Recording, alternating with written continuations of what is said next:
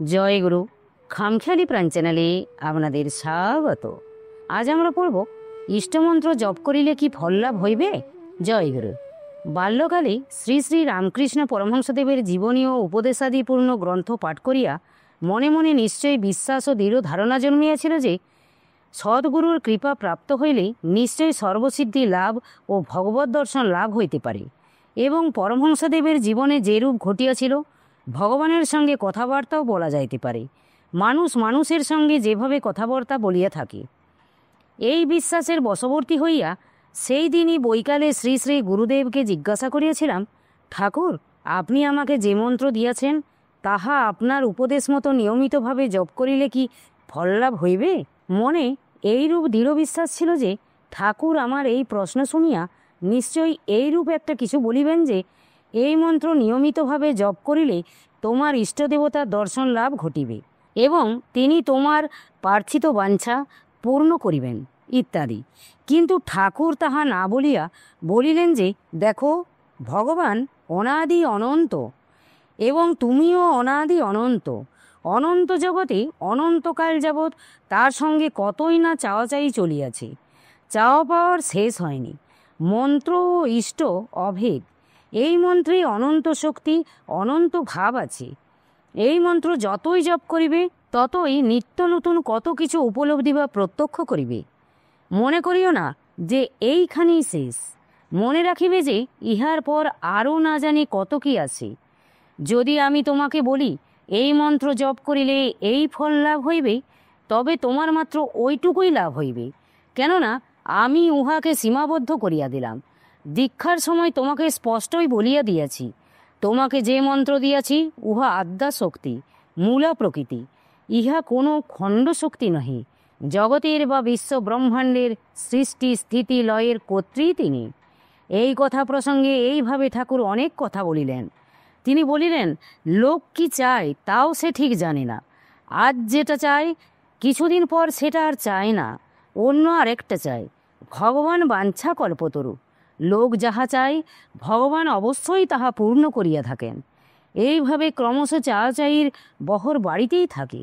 এই জন্যই জীবের গতাগতি অর্থাৎ প্রার্থিত ফল ভোগের জন্য জন্ম মৃত্যু চলিতে থাকে।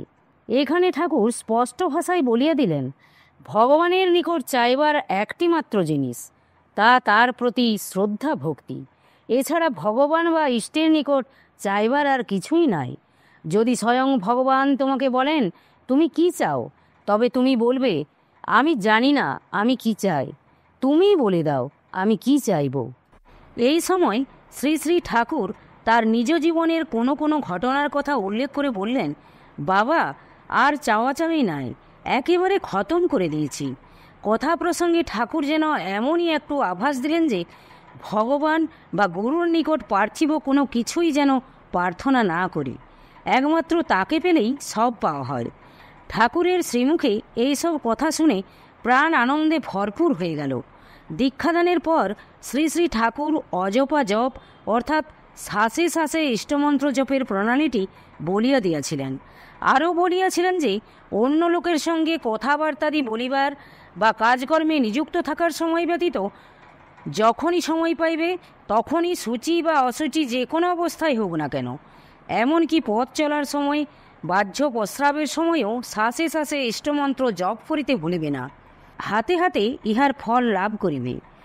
আর একটি বিষয়ে শ্রী শ্রী ঠাকুরের বিশেষ উপদেশ ছিল, সেটা হচ্ছে সদা সর্বক্ষণ শ্রীগুরুর স্মরণ। গুরু ইষ্ট মন্ত্র অভেদ হইলেও সদা সর্বদা কেবল শ্রীগুরু স্মরণের প্রতি তিনি বেশি জোর দিতেন। শ্রী শ্রী ঠাকুরের একটি কথার প্রতি আমার মনোযোগ বিশেষভাবে আকৃষ্ট হইয়াছিল, সেটি হচ্ছে সদা সর্বদা শ্রীগুরুকে সঙ্গে রাখা।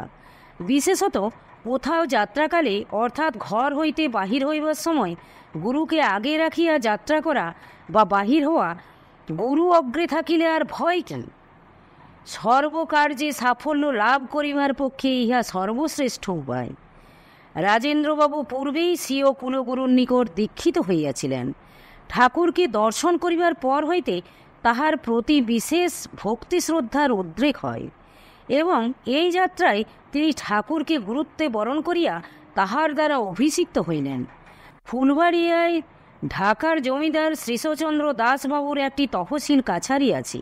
ওই সময় ঢাকা জেলার ভারকুতা গ্রাম নিবাসী প্যারীমোহন রায় ওই কাছারির নায়েব ছিলেন। শ্রী শ্রী ঠাকুরকে দেখিয়া তিনিও তাহার নিকট হইতে মন্ত্র লইবার জন্য উতলা হইয়া আমাকে বিশেষ অনুরোধ করেন। আমার অনুরোধক্রমে শ্রী শ্রী ঠাকুর ওই যাত্রায় তাহাকেও কৃপা করেন। এই সময় ফুলবাড়িয়া ও তন্নিকটবর্তী গ্রামসমূহে এক স্বর্গীয় ভাব ও আনন্দের স্রোত বহিতে লাগিল। সারাদিন দর্শন ও উপদেশপ্রার্থী লোকজনের সমাগম এবং সন্ধ্যারতির পর সুমধুর কীর্তনের ধুম।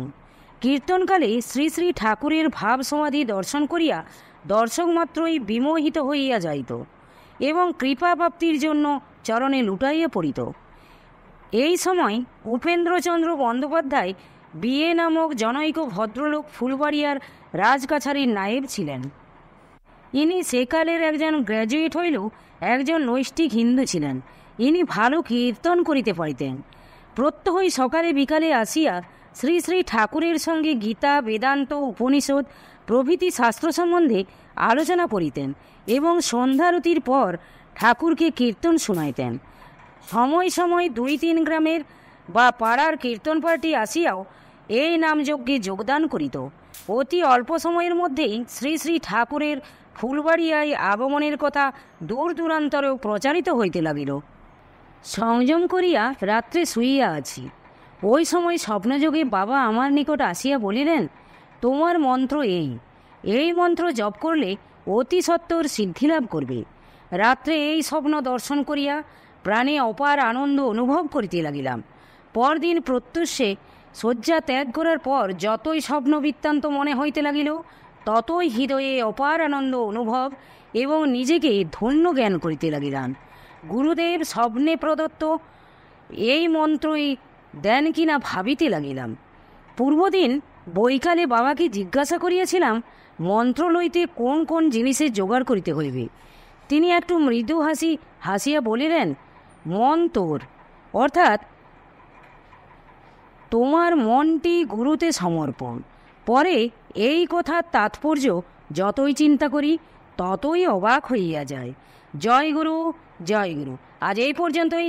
যদি আপনাদের ভালো লেগে থাকে তাহলে চ্যানেলটিকে সাবস্ক্রাইব করে সাথে থাকবেন। জয় গুরু, জয় গুরু।